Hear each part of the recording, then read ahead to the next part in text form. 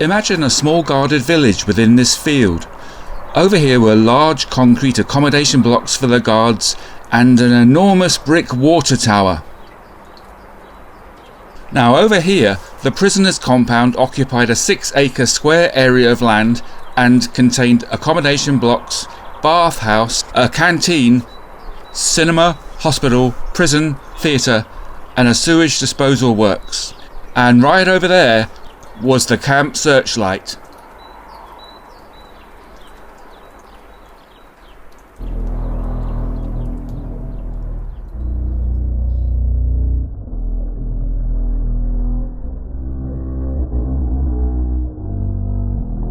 This purpose-built village was rapidly assembled to house some 750 prisoners on this single site alone, because from 1942 up until 1948 the British Isles accommodated the mass arrival of some 500,000 Italian and German enemy prisoners of war. Brought in as an agricultural labour force to replace British workers who had left to fight on the front line, they all had to be housed somewhere. This complex is in fact only one of several hundreds of camps hastily built throughout Britain in 1942. Some put the figure at 1,500 and Lincolnshire contained at least 20 of them. However, these camps remain a largely hidden feature of British history, which is echoed by the scarcity of literature about the subject. There is one accessible, intact camp located near Moulton, North Yorkshire, called Eden Camp, which has been turned into a successful modern history-themed museum, but most purpose-built standard POW camps were converted or destroyed shortly after repatriation in 1948. The larger surviving camps in Lincolnshire, like the one built here, have only recently been demolished, this one less than 20 years ago. My name is Graham Victor Perkins, and in this film I focus on just one prisoner of war site at Moorby to demonstrate a method for the gathering of relevant information and tales regarding this particular camp. This method involves conducting 3 lines of investigation and then collating the results. Firstly, we need to investigate the tangible information, the original physical structure identified by maps, aerial photographs and geophysical surveys, and the recording of any remains that may still be in situ. The second strand of investigation involves searching for archival information, any original official reports or minutes, contemporary photos, postcards and letters, prisoner handiworks and clothing. Thirdly, our investigation turns to networking for narrative information, stories, reminiscences, hearsay, published articles, interviews, historical projects, exhibitions, talks, personal trophies, and camp life stories. Finally, we get to combine the results and think about how to publish and update the public record of this largely hidden feature of British history. So the reason I chose to focus on Moorby Camp number 79 in particular is because you can see clear aerial photos of the complete camp on Google Earth using the timeline. I have also established that there are wartime records held in the National Archives about various aspects of the camp. Also, I have found out that certain local history groups have collected stories relating to the forced workers who lived at this camp, and they really need retelling.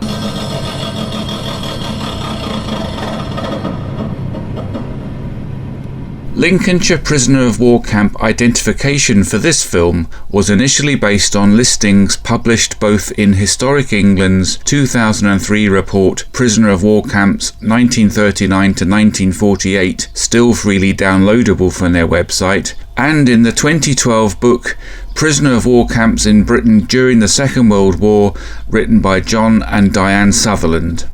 There are now major errors and discrepancies within both publications, largely because of their age, but I found other camp identifiers through the SLHA and elsewhere.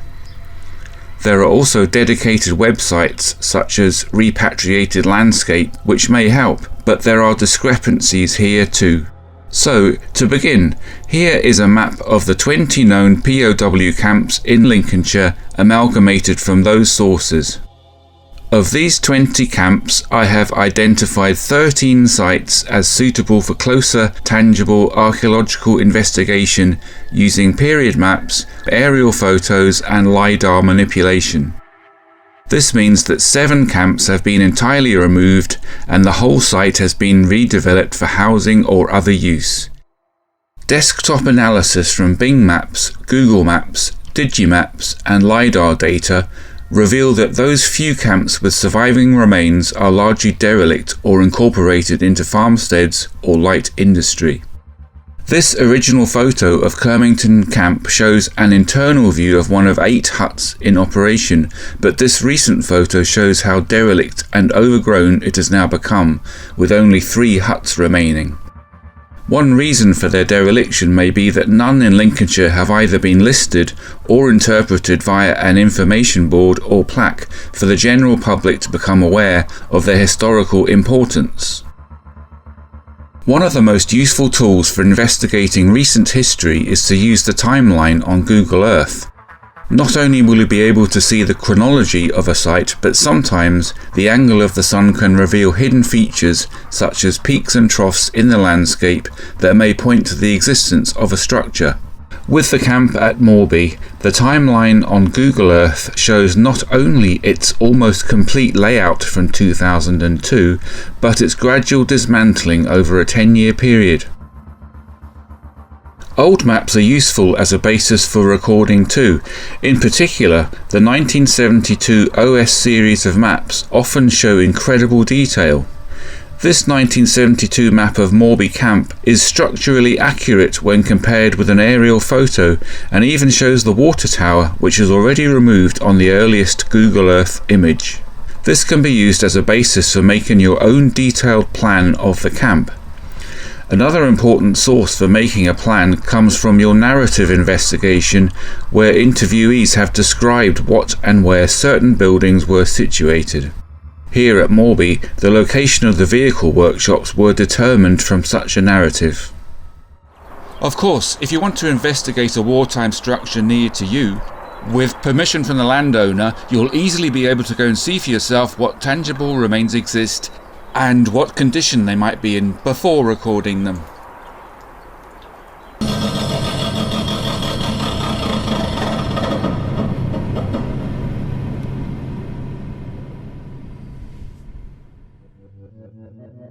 Because of the sensitivity surrounding military infrastructure, there are very few official records directly relating to the World War II POW camps to reference. Even their seemingly haphazard dual numbering system was revealed to be a ruse to confuse the enemy, and it has become apparent that some material has simply been destroyed. However, the National Archives does contain some minutes from meetings and some reports that contain very significant information about how prisoners lived in this camp. The MAF 80 series are collections of minutes of the wartime agricultural executive committees dating from the start of World War II, and so give details of camp construction, how prisoners were deployed for agriculture throughout the war, and also give numbers of prisoners. I have located 10 collections of minutes specifically relating to Lincolnshire camps. From these collections, the following minutes were significant to the construction of Moorby Camp in 1943, summarised and categorised. FO939 series are Foreign Office inspection reports, which were carried out approximately every 6 months from the end of the war. The inspections mainly evaluate educational provision in the camps, but they also include basic information about numbers and nationalities of prisoners, staffing and camp activities. I have located 9 inspection reports for Lincolnshire camps. FO939/159 revealed the following reports relevant to post-war life at Moorby Camp from 1945, summarised and categorised. These minutes and reports are all freely available to view at the National Archives in London, and they can be copied. Any significant info relating to, in this instance, our camp at Moorby, can then be catalogued together chronologically.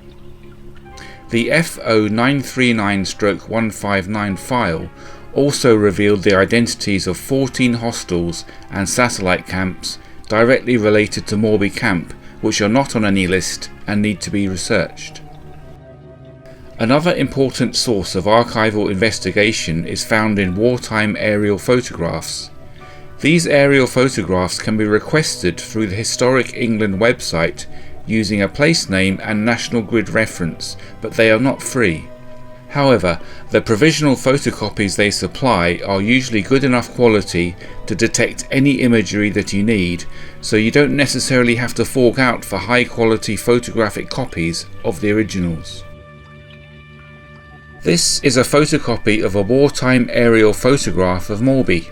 You can see here rows of tents on each side of the main accommodation blocks. These tents were erected towards the conclusion of World War II to house the huge influx of German POWs, twice as many than the camp was originally built to house. At the bottom here is the searchlight. These details can be added to our plan of the camp. These photographs are of a letter posted from Moorby POW camp in 1943 by an Italian POW. The contents of similar archived personal correspondence, though vetted and often basic, could collectively add insight into how POWs managed to cope with forced worker reality, and would then add to our narrative investigation.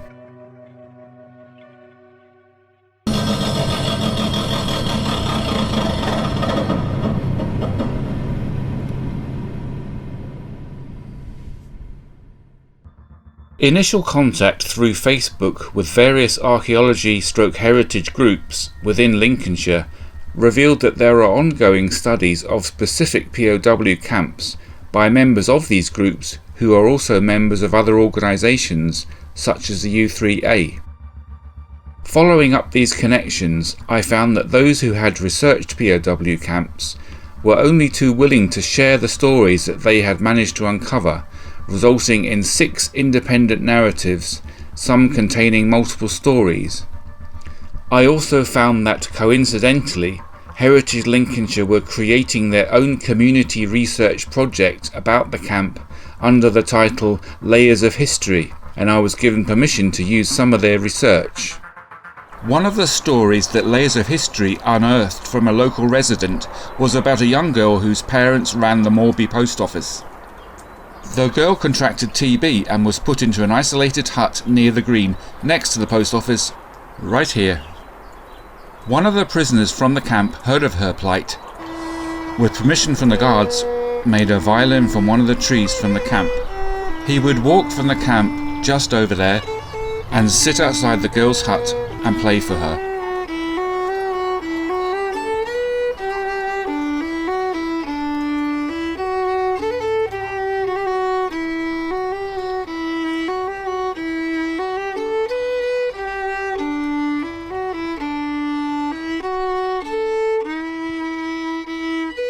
This brief investigation revealed the following narratives relevant to life at Moorby Camp from 1942 onwards, summarised and categorised.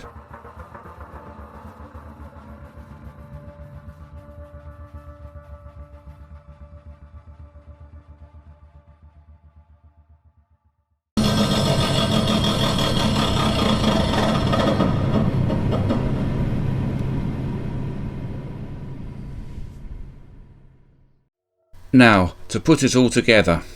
Amalgamating all the findings of our investigation of Moorby POW camp forms a loose chronological outline of stories spanning its core existence.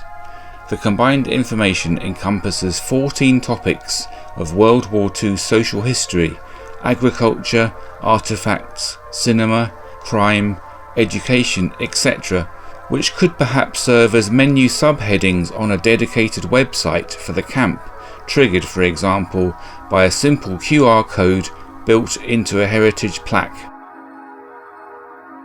So, as you can see, a lot of information can be sourced relatively easily from any tangible remains, archival records and narrative accounts relating to World War II POW camps. As far as thinking about how to publish and inform the public of the results of your investigation, the first step is to find out whether the historic environment record of your project reflects your findings. If not, then please email an update to your local HER through the Heritage Gateway website. Secondly, you could notify members of your local archaeology heritage groups and suggest including your results on any website or blog that they may have involvement with. A third possibility is to generate enough interest through these groups and others to propose the idea of installing a permanent information board. Post-war, this camp was used as a pig farm, the owners having paid the princely sum of 2 shillings and 6pence to the War Office for the buildings. The camp was also used to rear turkeys for a number of years and is designated poultry houses on the 1970s detail map. The site has now been returned to how it was before the war and is now part of the Reesby estate. All that is left of the camp now is this pile of rubble from the vehicle workshops, the last of the buildings to be demolished. However, hypothetically, as perhaps a lasting record of its historical importance to both the Second World War and to the residents of this area, such rubble could be repurposed as a local volunteer-led community rebuilding project to construct a roadside sculpture to support, say, a heritage plaque with all camp information and narratives, along with photos, plans and illustrations contained on a website instantly accessible via an embedded QR code. This is simply creative thinking for a local heritage group project.